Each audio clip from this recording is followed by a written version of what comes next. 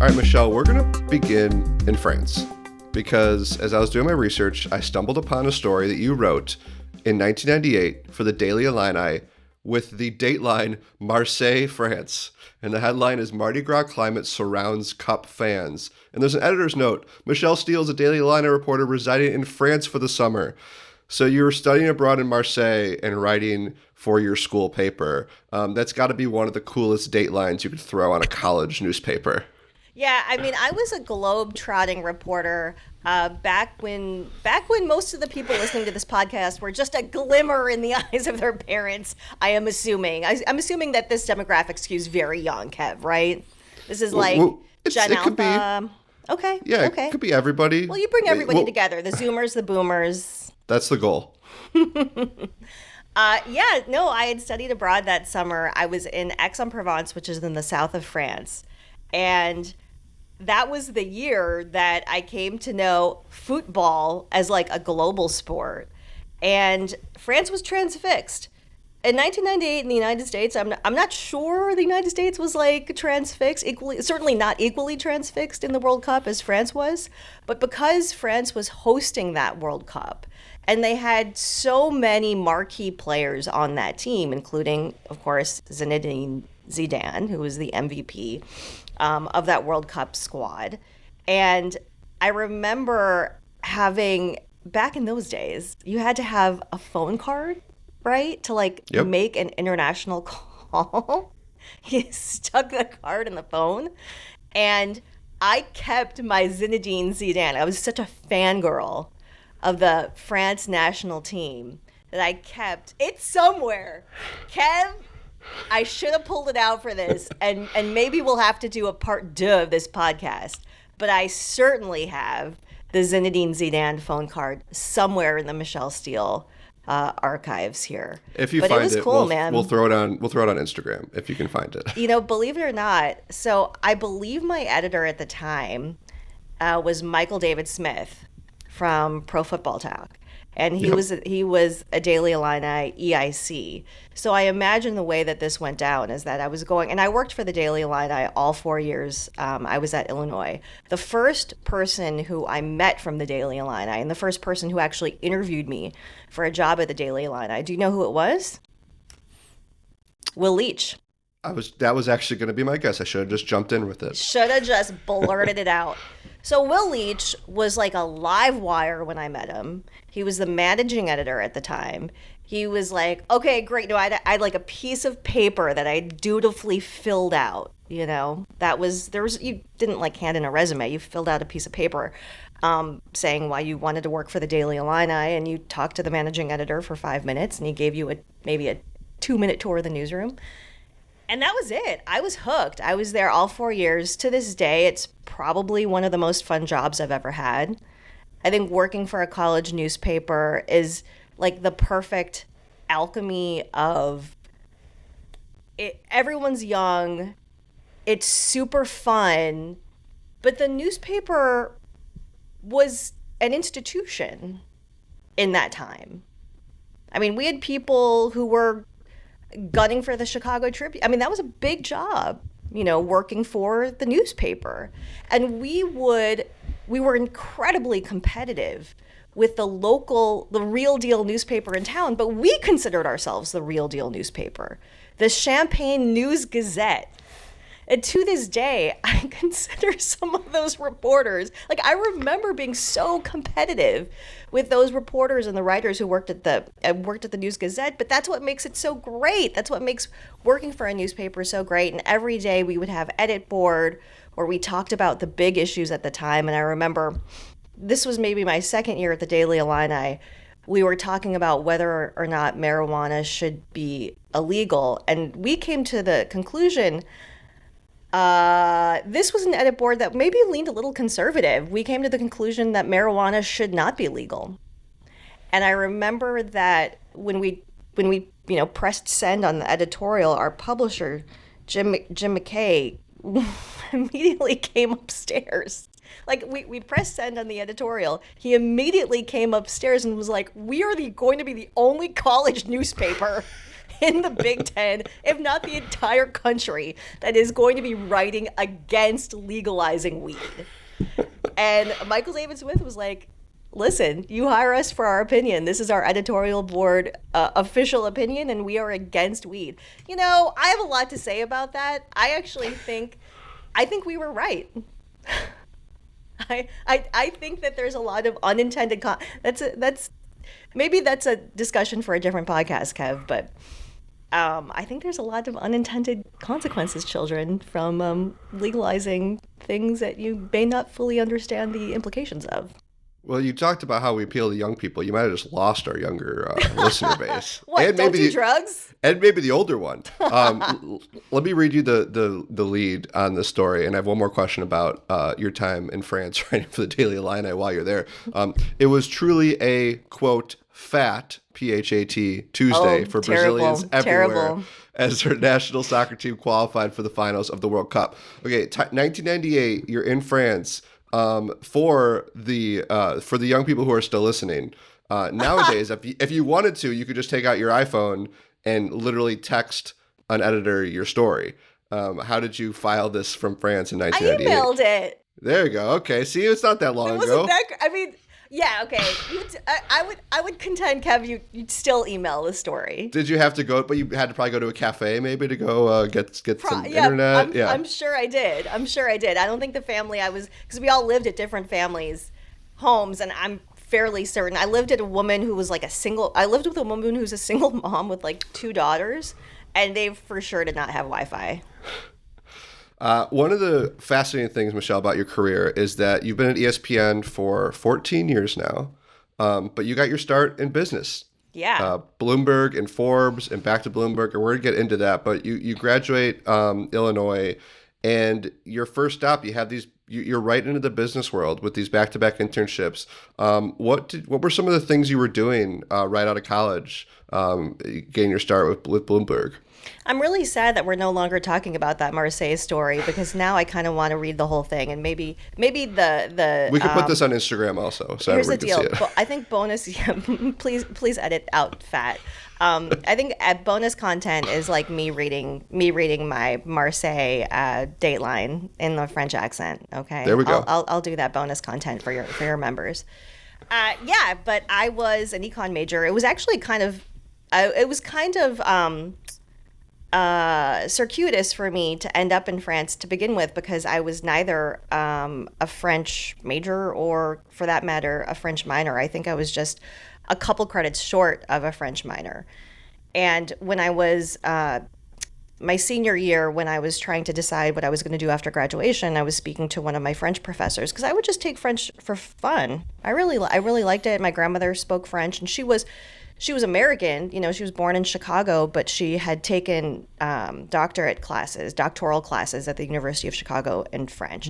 And so I was like, at a young age, sort of encouraged to be interested in that stuff. And, you know, I loved my grandmother, and I loved French at a young age. And I took it in high school, and continued taking it in college just for fun.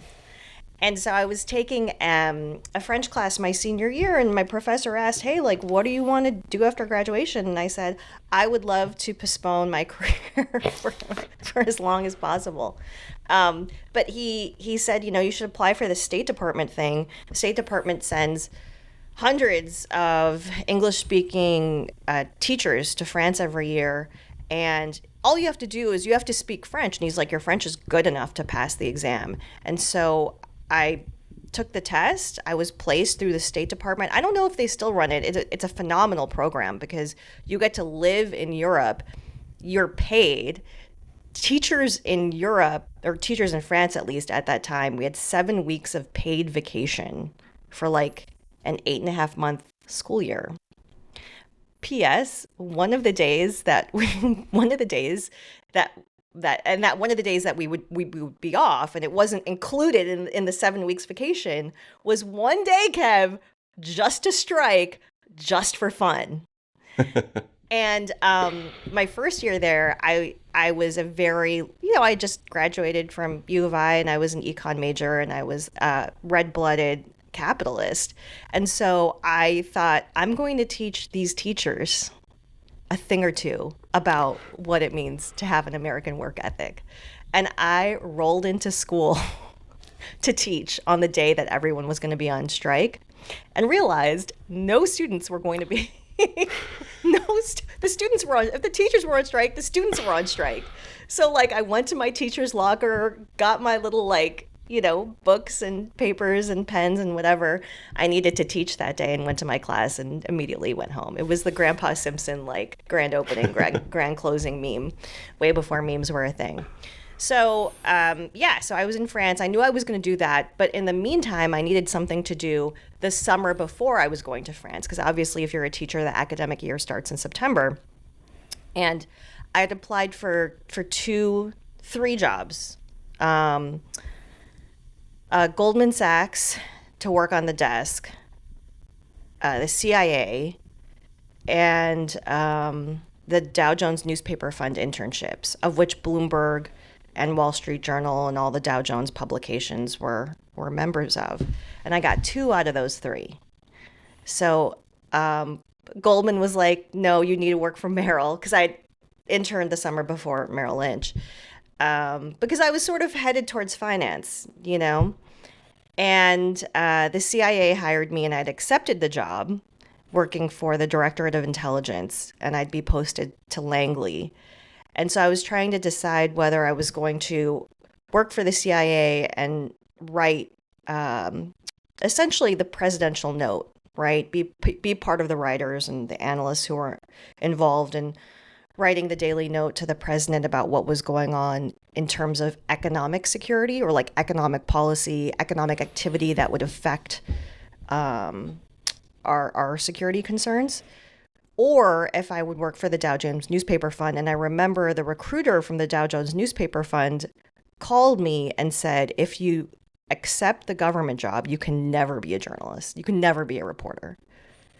Now, that's not true. That's not true. That's not true. Right. Like, I'm but happy that you stepped in. You just graduated college. I didn't know any better. Yeah. I didn't know any better. And I thought, like, maybe, Now, the funny thing is, so I'd accepted it, and my dad was excited because he had worked for the federal government. He was working for the federal government at the time, and my grandfather was also, when he left the government, he was in charge of the Office of Personnel Management. So I have a history in my family. My dad's from D.C. of public service and working in government. So I was interested by the CIA job. Now, we wouldn't be talking if I took that job. I was just going to say, the total sliding doors moment here, Michelle. It was a real sliding doors. I mean, I would have gone 0 dark 30 for sure. Yeah. But I'm glad you said that that's not true, because the rules around reporting and government, there's mutually beneficial reasons and mutually beneficial ways in which those 2 careers can be quite like symbiotic. I don't think it's necessarily a revolving door, but you can certainly work for the government and be a reporter later, and perhaps even vice versa. But I took the Dow Jones Newspaper Fund job. I took door number 2, and I don't regret it. I loved working for Bloomberg. I was working for Bloomberg that summer in their newsroom, back when newsrooms were really busy and really vibrant places. Most newsrooms that I've been to in the last few years, COVID has been a game changer, right? And especially for sports, you don't really hang around the newsroom as much. So I was working for Bloomberg knowing that I would go back to France after that Bloomberg internship. And I remember at that time we had a guy in the newsroom, who like would throw chairs. Like that was a thing. And now nobody would, you couldn't do that now. But that was, and it was a relatively like corporate, newsroom, but newsrooms have always been places where big time characters have existed. And that's, I think, part of the fun of working for a newsroom. I think if I could go back in time, to any era of journalism, I would have loved to have gone back to like the 1960s or the 1970s and seen what it was like to work, say, in the Chicago Tribune or the Chicago or the Chicago Sun-Times. Like I was reading a Roger Ebert book one time. I think this was his memoir, where he said at a certain point when you were in the Chicago Sun-Times newsroom, you would hear the presses downstairs start to whir. You know, the Sun-Times newsroom used to be right on the river, and that's how they got the ink and the paper. It's such a bygone age, man. But you would start, like, there would be a rumbling on the floor as you were filing your story. And that was the presses that would literally start to warm up. And you knew that deadline was approaching. But I think that feeling is so visceral and so cool. I'm sure it even smelled like, newsprint too. One thing I'll probably bring this up on several episodes, but one thing I've learned recently from watching rom-coms is that the early 2000s, There's a lot of newsroom rom-coms. Like early 2000s, late 90s, the being in the newsroom, being a journalist was like a glorified position in pop culture. I mean, that was like kind of the heyday.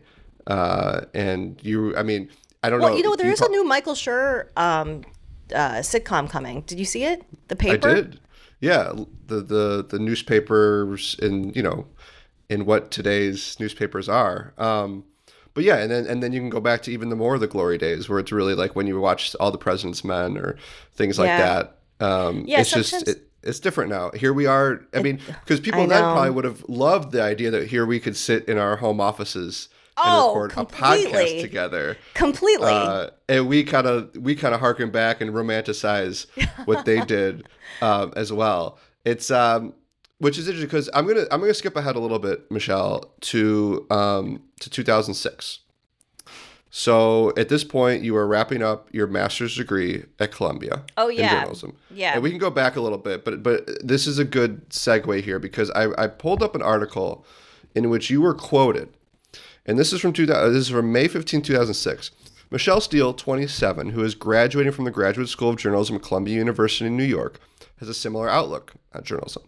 She has been hired as a reporter and anchor for the video network at Forbes magazine's website, www.forbes.com. Certainly, it literally said that? That's amazing. Capital Web space site, which by the way was AP style until not that long ago. Yeah, totally. I'm surprised they didn't put HTTP /. And you said, certainly the industry is changing, Steele said as she monitored the Forbes website in the school's new Roone Arledge broadcast lab named after the former head of ABC News. But the changes are positive. So here we are 19 years later, and we're constantly talking about this changing industry. And here you were about to get a master's degree. We can go a lot of different directions here. Obviously, we're going to eventually get to Forbes, which was your first kind of real job. But that time to be at Columbia, I don't know if you want to talk about like how you got there or wanting to get the journalism degree. But that was a very interesting time. But that was the time that journalism was changing. The lead to that story was newspapers falling apart. Yeah. And this was 19 years ago. Yeah. Boy, was I prescient at the time. And I think it's come a little bit full circle because I think digital occupies a place in journalism that's certainly outsized, that people are deepening their exposure to. If you are in newsroom, you're doing more. You're not just writing, you're putting up podcasts, you're doing audio, you're gamifying your content if you can. I mean, you're at the perfect place, Kev, where they're doing as much as you can. I mean, I think that The Athletic is in growth mode and that you guys are trying to maximize, right, what you guys do digitally, whether it's newsletters, fill in the blank. But for me, I was looking for a job at the Columbia Graduate School of Journalism, and I got the Forbes.com job from a career fair. Now, granted, there was that connection there. The person who hired me at Forbes was also a Columbia graduate, so there was a little bit of an alumni network, a little bit of a nudge there that helped me get that job. But I'd also worked for a streaming network, and now they were certainly ahead of the times because they didn't exist for very long. I mean, not many people had like the kind of like internet speed, right, that you needed at the time to stream financial news. But Channel 26, the owners of Weigel Broadcasting, had a syndicated business TV show where I worked and loved it and had experience, not just with linear programming, but also streaming programming, because there was a streaming component to their programming as well. So I got the job at Forbes, I think based off of that experience that I had in Chicago. And Forbes.com was phenomenal. They were trying to create not necessarily a CNBC, because it wasn't something where you would get live market updates, but it was a little bit like, Wall Street Week. I used to watch Wall Street Week with my dad, the PBS show, once a week. And it would kind of give you a little bit of it would sum up, right, what the week was like on Wall Street. And Forbes.com would also do, in addition to market analysis, they did very, very strong sector reporting. And as I think there were two sort of anchors of the Forbes.com video network, we, as a result, ended up learning a lot about a number of sectors, whether, I remember interviewing Steve Wozniak about the computer industry and the future of the internet. We had Mark Andreessen in studio. I mean, these were people who moved the needle for their respective industries who I got to talk to. One of the most fun, and there was a lot of freedom at that time to do what you wanted to do. There were only two of us, and there was a whole staff of writers who worked for Forbes.com, and some of them I'm still friends with today. So not only were we learning a lot about a lot of different sectors, we were also allowed to be as creative as we wanted to be, right? And everything is kind of a business story because everything has a money component. So one summer, I remember I did a series on cars. So I learned a ton about cars, and we did a series on like fun summer cars. So it was an excuse for us to drive around New York City in like some nice cars. But we also learned about what the auto industry was putting out there and at that time. And that was I still can't believe, like, Audi gave me an Audi R8, which is like $100,000 car, for 36 hours to drive around Manhattan. Now, what's amazing is that, like, I don't think that would happen today, but everyone was like rushing to get into this kind of content. So the companies were very willing to work with us, kind of no matter what story we had. Another time, we went to the Playboy Mansion, and I met Hugh Hefner, noted Illini grad, to talk about why he was getting into reality television. He had a reality TV show at the time. Another time, we went to a house in London that was the most expensive house in the world. And they had a bowling alley in the basement, and I threw a strike. Or no, I didn't. Sorry, I didn't throw a strike. I threw a gutter ball, the opposite of a strike. I threw a gutter ball. But the reason I bring it up is because my dad was like, "This is recorded. Why didn't you just tape yourself throwing a strike and using that?" And I was like, "I don't know. We were on deadline. We had to get out of there." So, anyways, yeah, we had a tremendous amount of fun, and from there I went to Bloomberg. So we haven't talked about sports yet. Throughout we talked about Zinedine Zidane. We did talk about Zinedine Zidane. So yes, we did talk about the World Cup. Yes. So because we're going to get to Bloomberg now, where you were hired as Bloomberg's first full-time sports reporter. Yep. How did that? Had you always been thinking about sports? Did something happen that kind of told you, hey, I want to try to do some sports business here? How'd you get there? Yeah, so the way I got there, 2 words, Tiger Woods. I was working at Bloomberg TV covering markets and covering the financial crisis, covering equities. I was always a fan. And in fact, when the producers heard me talk to traders on the floor of the New York Stock Exchange, we were usually talking about the Jets. Like we weren't always talking about stocks, because the way that you build relationships with people is just you talk to them normally, right? And you talk to them about things that you care about and they care about. And so one of the producers might have heard me in the control room, I don't know, but the next week I was assigned a Tiger Woods story, and how Tiger Woods they needed some help on the media desk, and how Tiger Woods moves the needle for media companies in the golf game. And I was obviously familiar with Tiger Woods. And so I did that story. And the next week, so this was like late November of 2009. And the next week, Tiger Woods and his then wife, Elin, had gotten into a massive fight the day after Thanksgiving. Correct me if I'm, Yep. You could do the narrator's voice if you want. It was the day of Thanksgiving. They had gotten into a massive fight. It was a huge scandal. And Bloomberg Television had no one to cover it, despite having arguably maybe the highest concentration golf audience on television, or like dudes who are into golf. Yes. So, and women who are into golf as well. So Andy Lack, who was running Bloomberg TV at the time, remembered that I had done the story the week before on Tiger Woods. And I think it was helpful that I was a woman covering a story that involved a dicey relationship situation. And they were looking for someone who could cover that with probably a little bit of sensitivity around some of the issues that were discussed. And initially I thought, when they said we want you to cover Tiger Woods and essentially cover him full time, I said no. I told the person who was running the newsroom, I did not understand if Tiger Woods is important, right? Like, people will watch him on Golf Network, or people will watch him on ESPN. Our core competency is not sports. But it's a funny thing when you have a job. My boss was like, cool.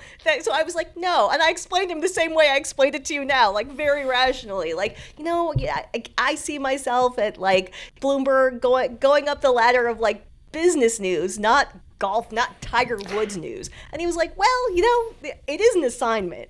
So we would like you to do this thing. And in exchange, we will continue paying your paycheck. So I was like, oh, you know what? Sign me up. And it ended up, Kev, it was going to just be a little bit of a one-off thing. And I would cover him like until the Masters. And it just turned into a thing. It turned into a full-time beat for us. A daily beat. They realized there's only so much programming in the day that you can devote to non-stop ticker news. You need a little bit of a rest, or a little bit of news that just is interesting, right? And so I covered Tiger Woods all the way through the Masters. I went to Augusta that year, and then I covered the Final Four, and then I was at the Super Bowl, and then I covered the NFL lockout. That's where I met Albert Breer. He was doing stuff as well, obviously, on the NFL lockout. I met all the guys from the NFL PA. It was great. It was great. And when I was covering college football realignment, one of my sources asked me, what am I doing covering sports at Bloomberg? And that led me to ESPN.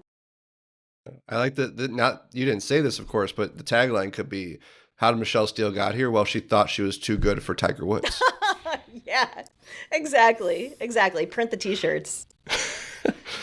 It's, one of the things I wanted to ask you about was spending, if you want to count, obviously, internship, like a decade covering business, more than a decade. And obviously, at ESPN, you do everything. You've done everything at ESPN. Yeah. But how important do you think that business background turned out to be? Because I think, like, sports is business. Sports is business. Sports has always been business. Always been business. But sports is business now more than it ever has been before. Ever. I mean, I remember Without you a talk doubt. about that. You talk about that lockout. That was my first year at Pro Football Weekly. That was my first Remember? job. Yeah. And Yeah. and here I am reading these court cases, Yeah. and trying to be like, should I have gone to law school? I just wanted to talk about football. But how beneficial do you think having that experience at Forbes and Bloomberg has been to your career at ESPN?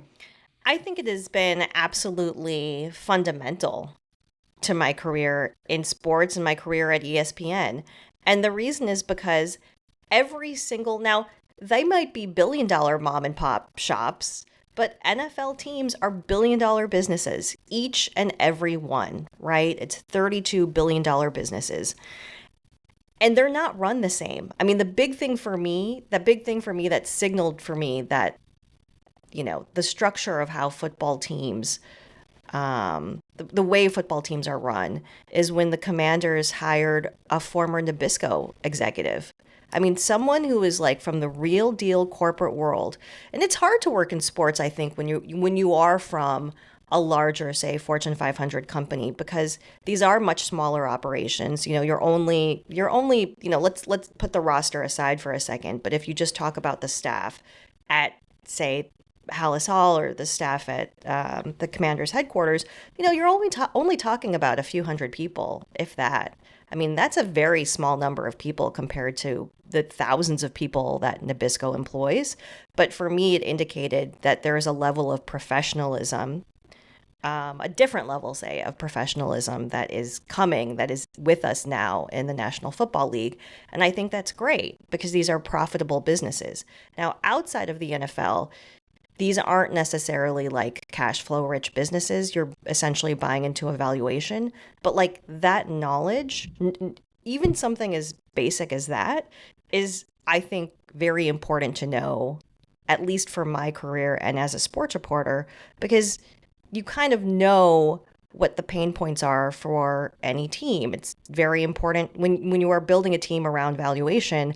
Like marketing is super important, branding is super important. All of the ways in which, you're going to be able to attract eyeballs, sponsors, and advertisers is extremely important because that's what you're trying to grow the brand. You're trying to build awareness. As a result, some of those teams and some of those leagues are going to be a little bit more sensitive to how they're covered. And that's like really important to have in the back of your mind as a reporter, because you're trying to get people to tell you things and you're trying to get people to share their stories. And if you understand their pain points and if you understand essentially what their motivations are and what their incentives are, you're going to be able to sell them on your story and sell them on yourself a little bit easier. So for me, sports business ended up being like a really sneaky way to get into ESPN, even though ESPN certainly wasn't necessarily my end game when I started in journalism. But my end game is like walk through open doors, right? Like find opportunities, take advantage of opportunities as they arise. Don't be rigid in terms of how you see your career or what you saw yourself doing like 5 or 10 years down the road. I mean, in retrospect, I think it's so fun. I'm really happy that my boss at Bloomberg just didn't take no for an answer from me when I was like, yeah, no, I'm going to go back to covering like Bank of America or whatever, So I think that sports, and now that we're seeing college sports essentially turn into the pros, having that sports business background is even more important because you're going to have labor disputes. You're having a huge labor dispute right now. These athletic departments are getting into the business of fundraising in like a Wall Street way. Private equity was floated last year around Florida State. I think that's a little bit dicey, but like knowing what private equity means, I never thought that would be super useful for me in sports, but it has been because sports is a business. It's getting more complex. And if you can distill complex ideas for a broad audience, you can do something in this space. You can be useful in this space. When we stop recording, you can explain to me private equity because I still struggle with it. Michelle, as you know, It's squeezing the juice. It's squeezing There it. you go. Yeah. I ask everybody about their welcome to the big leagues moment. And I'd be curious, like, you had so many cool experiences at Forbes.com. And then obviously, I mean, you're at Augusta covering Tiger. Maybe it's that. Maybe as you start to get really into the, high level sports business reporting and you're sourcing people. I don't know if you had a moment that was like, oh, I'm in it now. This is real. Do you have one that comes to mind? Aaron Hernandez, for sure. Yeah. That was the first summer that I had transitioned to being a national reporter at ESPN, because when I was hired at ESPN, I was working on the digital side. We were in the basement of Building 4 in Bristol, which I always told people was a metaphor because at that time, 2011, it was all about linear television. Digital was still a kind of this like scrappy little engine that could. And we were a relatively small team, cutting highlights for .com and doing stuff on ESPN3, which was like a very, very early precursor to ESPN Plus. But I knew I always wanted to be a reporter. And even when I took on the anchoring job with ESPN Digital, I was still pitching stuff all the time. I mean, we all remember the Manti Te'o story. And one of my big breaks, I think, was I got Nev Schulman from Catfish to do a long interview about what the heck happened with Manti Te'o for .com. So, I always had the bug. I always knew I wanted to pursue reporting and to be a storyteller, and an in-person storyteller. So I had the opportunity to move over to the bureau team, and they assigned me to Boston. They assigned me to North Attleboro to do a stakeout for New England Patriots tight end. And Bob Holtzman, who was working for the bureaus at the time, had done the stakeout, but he lived in Ohio. So he had to go home at some point. I think he had been there for like a week as detectives were going in and out of the mansion that Aaron Hernandez lived in North Attleboro, Massachusetts. So we had a satellite truck, fancy. We had a satellite truck at the time. And my producer, Andrea Pelkey, we were going to pull the plug on the satellite truck. Satellite trucks don't grow on trees, Kev. That's something I can tell you as a business reporter. It's expensive. And, it comes with a crew, it comes with the guy that drives it. We had an audio guy. And she was very prescient and said, let's hold on to the satellite truck for one more day. So I drive up. There's police cars already outside the house. I'd gotten there at something like 8 a.m. It was early. There are already police cars outside the house. Something is happening. And, of course, Aaron Hernandez gets arrested. The white shirt, red basketball shorts, and dress shoes. He was being hauled out of his house. And I remember Andrea told me, you are on SportsCenter from now until we tell you to stop. Wow. You are going to be on every 15 minutes. I mean, they threw out... There's SportsCenter rundowns, right? That the producer builds sometimes starting days before. They threw out the whole thing, and it was wall to wall Aaron Hernandez, and that was one of my proudest moments at ESPN because the news gathering heft of ESPN was on display, essentially for the entirety of that story, and it started that day, with Jeremy Schaap coming in. So many of our football writers, Mike Reese, doing such an awesome job. And I was just a component of it, but ended up following the entire saga until its end, until its very tragic and sad end for multiple families. Yeah.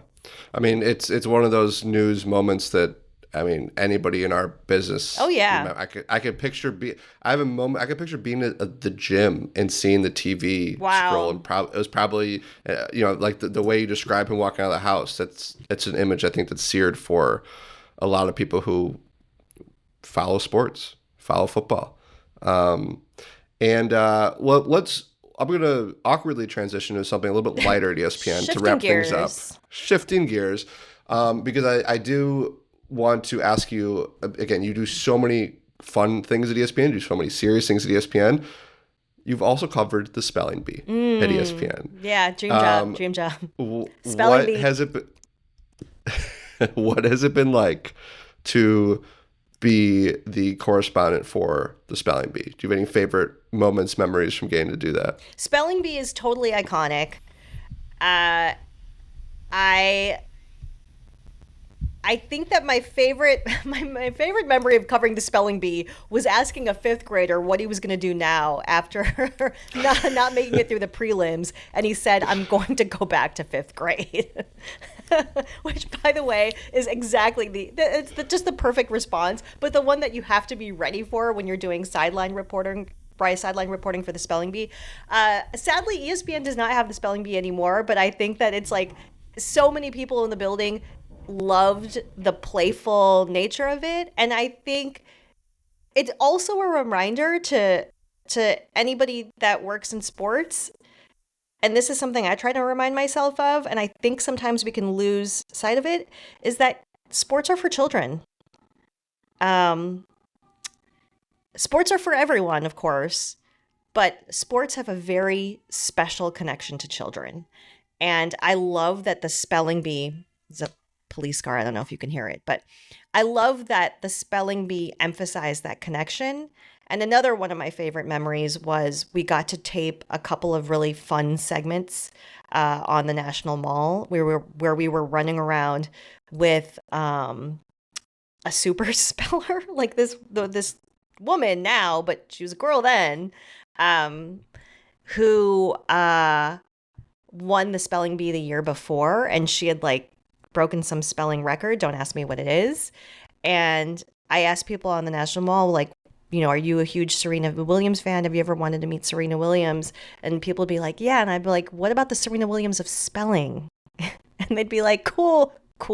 And because that was, I guess it was her nickname. She was the Serena Williams of spelling because she was so good. And so we went around the mall and did fun stuff like that. But also working with Kevin Negandhi is one of my favorite people at ESPN, who was the host of the spelling bee, was a highlight for me. There are a lot of highlights from the spelling bee, Kev. It's awesome, and it's a fun to look through all the different things that you've done at ESPN. It's wild. That one jumped out. Thanks. Because you talk about the circuitous route. We've gone through it. You know, this is about breaking in. It's about how you got that first job, and then the first job led to the second job. It led to Tiger Woods. It led to the Super Bowl, and it led to, you know, eventually ESPN. With that said, what is your advice to people who are trying to break into this? You know, we started at the top about how it's been a changing industry for a long time. It's been in flux for decades. Yeah. And I feel like you probably have some really good advice for people based on your experience, because, you know, you did not start in sports and you found your way to sports. But so what do you tell young people who would like to break in, who would like to be the next Michele Steele? Well, I think that there is very practical advice, and then there's a little bit of more philosophical advice. And the practical advice is that you should start creating things now. We live in a creator economy. You're doing it right now, Kev. You're doing this podcast. It's also on video. It's very smart for you to go out there and interview people, but create content. And not just content. I consider this a journalistic podcast, right? You're trying to Thank you. Yes. I hope so. You're presenting people. You're presenting people how they'd like to be presented. But no, you're giving people an accurate portrayal of what it's like to break into this industry. So if you are interested in journalism, don't wait until you get the perfect job. You have the tools in front of you right now to do journalism. You might not be able to get a credential to the Bears game, but, you know, if you ever have Shams on this pod, he was covering the NBA when he was still a student at Loyola, and he had figured out a way to do that. I remember crossing paths with him in like the Milwaukee Bucks locker room, and I'm fairly certain he was still an undergrad at Loyola. So there are ways that you can build relationships now and create journalism, cover stories, write things right now.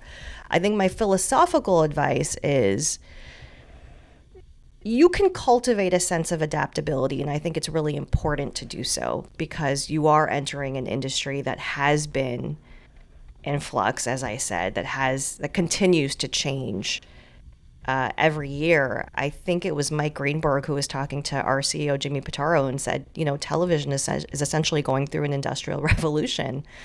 And it's like an industrial revolution is happening every year. There are ways to cultivate a sense of adaptability.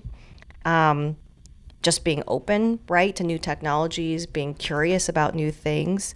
And also, lastly, on the philosophical point, try to be someone that people want to work with. You can't discount just kind of being personable and likable and asking people about themselves. The world needs more Kevin Fishbains. We can end on that. I like that. That could be the tagline for the podcast. Yeah. Just be cool, be interesting, do interesting stuff, do things that interest you. I think when you get really tight about just being in this industry, I think that's where you're more likely to kind of not be yourself. And I think for me, being myself has been really important all throughout my career and doing things that I'm interested in. I never specialized in just one thing because I love doing a lot of different things. But if specialization is important to you, you should do that. So anyone that's, listening to this and is young enough to take career advice, you guys have the world is like this, the world is your oyster. So pursue things that are interesting to you because now is the time to take advantage. Michele, as former Bears head coach Matt Nagy would say, be you. Be you. Know your why. Be you. Michele, this was great. Everybody go follow Michele and go see her on ESPN. And thank you for telling us how you broke in. Thanks, Kevin.